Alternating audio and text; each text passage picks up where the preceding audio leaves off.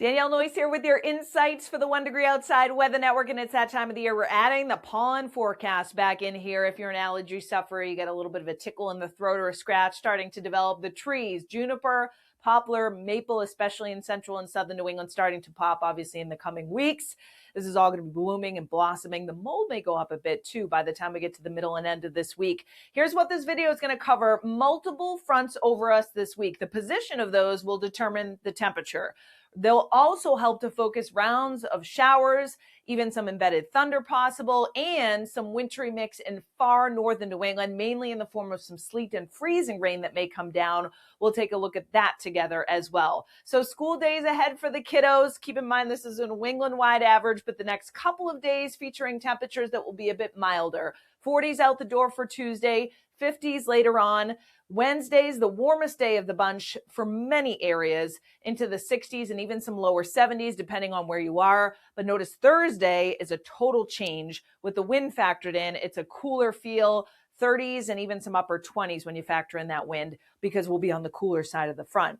Now, where is the front? You can see it on this national map here. We get a lot of 80s, even some 90s, another round of some record-breaking heat down across the southern plains, much cooler air in the northern plains. There's a cold front. And then for us, we're on the cooler side, at least in northern New England. We bump things up briefly on Wednesday, although we're kind of on the leading edge, a little moderated form of the intense heat, actually be in the mid 80s down in DC.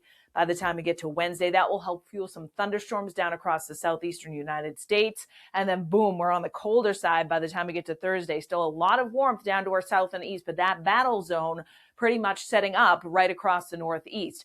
And there'll be multiple fronts that come through. So during the day on Tuesday, we've got a warm front positioned over us, but it kind of wobbles. And there's a little wave of low pressure that goes along it. What does that mean for us? There'll be a round of some showers, even an embedded thunderstorm in the morning on Tuesday. Then actually notice the front comes a little farther south and west during the afternoon. So we may actually cool substantially for much of northern New England and northeastern Massachusetts with the drop in temperature, and then another round of some scattered showers and thunderstorms in northern New England. I'm not anticipating severe weather, but there may be some rumbles in there. And yes, there's a little bit of pink showing up. On the northern side of this front, some pockets of sleet and freezing rain, the Northeast Kingdom, northern New Hampshire, northwest Maine. As we head into Tuesday night, Wednesday morning, Crown of Maine has some pockets of light snow that may accumulate a coating to an inch or so. And then southern New England, here we go for Wednesday on the warmer side of the front, but it does come with a gusty breeze and a little bit of a trade-off, scattered showers on Wednesday. Now, each day, it is by no means raining the entire day, but this just shows you that there's multiple rounds that come in. I do think Wednesday afternoon and evening, as this cold front slides southward, that will help to focus a number of showers and downpours in the southern half of New England by Wednesday, late afternoon and evening. Watch what happens on Thursday. The front tries to return. It kind of stalls out and then lifts northward as a warm front late on Thursday and into Friday. So north of that, it's still cool. There may still be some pockets of sleet and rain in far northern New England and the chance of a shower farther south. So the bottom line this week is it's kind of classic spring. Ups and downs, depends on location. How much rain are we talking about? No big change if you watch Sunday Evening Essentials. A lot of spots picking up either side of about a half an inch of rain. But admittedly, it's going to depend on where some of the downpours come in. So you do notice we're keying in on a couple of spots that may see closer to an inch of rain, one on Cape Cod. And just like we talked about in Sunday Evening Essentials, northwestern New England, where we may see some 1 to 2 inch amounts. And I wouldn't be surprised if we see some localized totals, obviously by the end of the week, that top out near 3 inches in some areas. The biggest concern in terms of icing, I've zoomed the map in here, would be across northern New Hampshire and stretching into the mountains of northwest Maine, where there may actually be moderate glaze that comes down. Again, Tuesday night into Wednesday, and then Wednesday night into Thursday. So each time we're adding a little bit, and that may result in some localized slick travel in these areas that may extend farther south towards the lakes region. The light pink, though, does indicate just a light glaze, but that's all it takes is a trace on untreated surfaces to really slicken things up. So I do want to show you a zoomed in map of Tuesday and Wednesday because it's really fascinating. Watch this for Tuesday morning, a number of showers and downpours around. It's mild. We're running in the 40s and 50s. And then over the course of the afternoon, look at this. Northern Maine is actually in the 30s with some pockets of snow. Bangor back up to Greenville and Caribou on the leading edge of that. Then, wow, we jump into the 60s in southern New England. Wait a sec.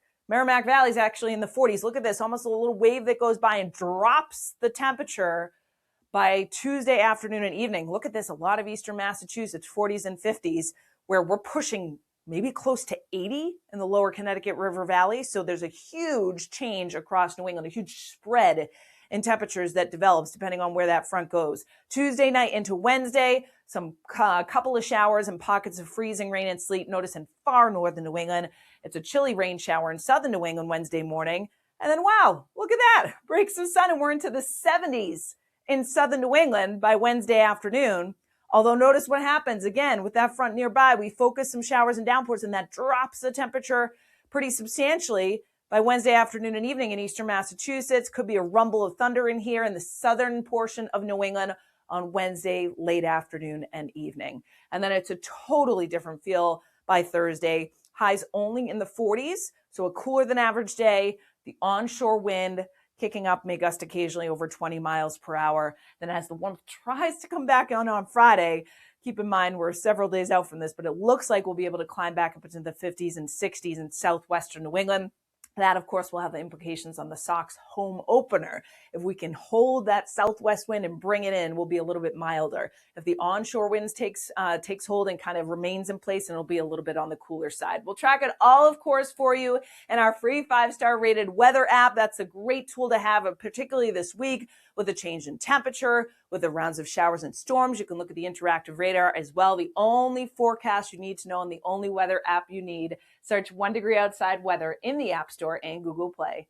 Thanks so much for watching. We hope you enjoyed this 1 Degree Outside video. Get exclusive content, support the mission at membership.onedegreeoutside.com. And don't forget, free and 5 stars on the App Store and Google Play. Search the number 1 Degree Outside Weather.